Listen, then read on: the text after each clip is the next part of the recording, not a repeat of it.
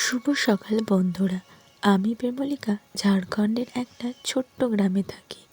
আমার চ্যানেলে সকল বন্ধুকে জানাই স্বাগত। আজ আমি ভিডিওটা শুরু করলাম আমাদের বাড়ির জবা গাছ দিয়ে। দেখো, জবা গাছটা নিচে লাগানো ছিল, ওপর ছাদ পর্যন্ত উঠে গেছে। আর এদিকে বাবু দেখো কেমন গরুগুলোর সাথে খেলা করছে। ও সকালবেলায় উঠে জিদ ধরেছে যে আমাকে ব্যাগ লাগিয়ে দাও, বোতল দিয়ে দাও, জুতো পরিয়ে দাও, আমি স্কুলে যাব দিদির সঙ্গে। যেহেতু আমার জায়ের মেয়েটা স্কুলে পড়ে, মানে ও ভর্তি হয়ে গেছে স্কুলে, তাই ও স্কুল যখন যায় তখন প্রায়ই আমার বাবু এরকম জিদ নেয়। তো আজকে কোনো রকমে ওকে বুঝিয়ে রাখলাম, খুব অসুবিধা হয়। আর ওকে বোঝাতে বোঝাতে আমি ওকে নিয়ে এসেছিলাম আমার কাকা শ্বশুর বাড়িতে, যাতে ওর দিদির সাথে যেতে না পারে আর না কান্না করে, তার জন্য এখানে নিয়ে এলাম। কাকা শ্বশুরের বাড়িতে এসে আমার কাকা শ্বশুর ওকে নিয়ে বাইরে নিয়ে গেল। আর যে পয়রাগুলো দেখালাম, সেই পয়রাগুলো আমার কাকা শ্বশুরদের বাড়িতে আছে। আর আমি এসে সবজি কাটতে শুরু করলাম। আজকে ভাবলাম সবজি কাটাগুলো তোমাদের সঙ্গে শেয়ার করি। এখন শীতকাল, অনেক সবজি, কি করব কি না তার ঠিক নেই, তাই সবজিগুলো নিয়ে বসে গেলাম কাটতে। প্রথমে আমি কেটে নিলাম শিমগুলো। আজকে ভাবলাম শিম ভাজা করি। আর কেটে নিচ্ছি পেঁপে। ভাবছি একটু পেঁপে সিদ্ধ করব, পেঁপে সিদ্ধ খাওয়া শরীরের পক্ষে খুবই ভালো। আর ভাবছি বাঁধাকপি, ফুলকপি, আলু এসব দিয়ে একটা সবজি বানাবো। তাই আমি সবজিগুলো সব কেটে নিচ্ছি। শিমটা তো কাটা হয়ে গেছে, আর পেঁপেটাও কাটা হয়ে গেছে। এখন আমি বাঁধাকপিটা কাটতে শুরু করলাম। আর দেখো বাবু চলে এসছে, ওর হয়ে গেল, খানিকক্ষণই থাকে, কোথাও ওকে রেখে আসার জো নাই, এসে বাবার কোলে চেপে গেছে। আর ওরা দুই ভাই, মানে আমার ভাসুর আর আমার বর, দুজনে গল্প করতে শুরু করেছে। আর আমি এদিকে বাঁধাকপিটা কাটতে শুরু করেছি। বাঁধাকপিটা কেটে তারপর আমি সব সবজিগুলো ভালো করে ধুয়ে নেব। দেখো এবার আমি ফুলকপিটাও কেটে নিচ্ছি। আর আলুটা প্রথমে আমি এভাবে ছুলনিতে ছুলে নিই, তারপরে বটি দিয়ে ছোট ছোট পিস করে নেব।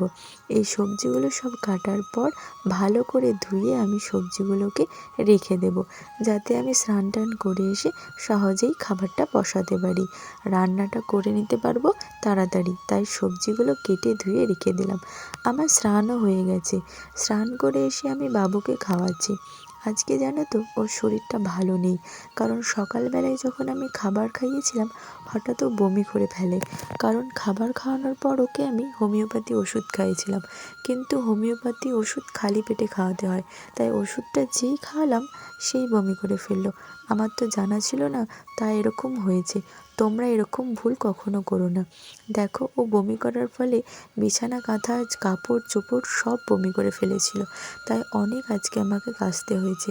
এই এক ছাদ নয়, নিচে তারেও অনেক মেলা আছে। দেখো কত কাপড়, 2 বালতি নিয়ে যেতে খুব কষ্ট হয়েছে, আর সব কাচতেও কষ্ট হয়েছে আজকে। দেখো কত কাপড় ছাদে আছে, আবার নিচে তারেও আছে। চান টান সেরে ওকে খাইয়ে ঘুম পাড়িয়ে এসে আমি দুটি মুড়ি খেতে বসলাম। অল্প একটু খেয়ে নেব, তারপর আমি রান্না বসিয়ে নেব। আজকে অনেকটাই দেরি হয়ে গেছে, মানে যেহেতু অনেক কাচার ছিল তাই দেরি হয়ে গেছে। তারপর আমি রান্নাটাও সেরে নিলাম। দেখো আমি আজকে কি রান্না করেছি। আমি রান্না করেছি শিম ভাজা, পেঁপে সিদ্ধ, আর করেছি লাহিড় কলাইয়ের ডাল। আমাদের এদিকে লাহিড় কলাইয়ের ডাল খেতে সবাই খুব ভালোবাসে, তাই অল্প আজকে ডালও বানালাম, আর 5 মিশালি বাঁধাকপি, ফুলকপি, আলু দিয়ে সবজিটাও বানিয়ে নিলাম। তারপর এখানে আমি দুধ গরম করছি। এই দুধটা মেরে রাখবো, মানে চাঁছি করে রাখবো। পরে পিঠে যখন করব তখন এই চাঁচিটা দিয়ে করলে পিঠে খেতে খুব ভালো লাগে। আর পৌষ মাস মানেই পিঠে খাবার দিন, তাই পিঠে খাওয়ার জন্য চাঁচিটা মেরে রাখলাম। তারপর এখন বিকেল হয়ে গেছে, তাই বাবু আর অনন্যা দুজনে খেলতে চলে যাচ্ছে। আমি ওদিকে খেলতে নিয়ে যাই। তোমাদেরকে বলেইছি আগে যে আমি প্রতিদিন বিকেলে ওদিকে নিয়ে যাই। আধ ঘন্টা মতো বাইরে ওদিকে না খেলিয়ে আনলে ঘরে বেশি দুষ্টুমি করে, তাই আজও আমি চলে এসেছি। আর দেখো এই দেখো রাস্তাতে ওরা ছোটাছুটি করছে। এবার রাস্তা থেকে ওরা নামবে মাঠে। জানোই তো তোমরা যে ওরা রাস্তা থেকে সোজা নেমে যায় মাঠে। আর এই ঘরটা হচ্ছে মিল ঘর, মানে গ্রামে যে মিল ঘর থাকে অনেকেই জানো, যেখানে ধান আটা এসব পেশাই করা হয়। তো এটা হচ্ছে সেই একটা মিল ঘর। এখন ধান পেশানো হচ্ছে, আওয়াজটা খুবই মানে জোরে হয়। এখন মিউট করে রেখেছি তাই বুঝতে পারছো না। এখন বাবু চেপে গেল আমার কোলে, বলছে মা আমি আর হাঁটতে পারছি না।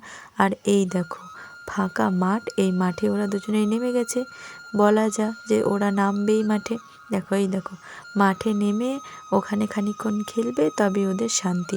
আর ওই যে দূরে দেখছো ওটা হচ্ছে পাহাড়। আমি তো আগেই বলেছি যে আমাদের এখানে পাহাড় আছে। দেখো ওই দেখো উঁচু, আর পাহাড়ে দেখছো এখন কুয়াশা নেমে গেছে। বিকেল হতে না হতেই কুয়াশা নেমে যায়, ঠান্ডাটা অনেক বেড়ে গেছে না তাই। এই দেখো ওখান থেকে এসে চেপে গেছে কিসে বলো তো, ট্রাক্টরের ওপর। ট্রাক্টরের ওপর চেপে নিজে একদম ড্রাইভার হয়ে গেছে। ওকে নিয়ে এবার বাড়ি চলে যাব। খেলাধুলার পর ওদের আমি বাড়ি নিয়ে চলে এলাম। তো আজকের ভিডিওটা আমি এখানেই শেষ করলাম। বন্ধুরা, যদি তোমাদের ভিডিওটা ভালো লাগে তাহলে চ্যানেলটাকে সাবস্ক্রাইব করে আমার পাশে থেকো। আর তোমরা সবাই ভালো থেকো, সুস্থ থেকো।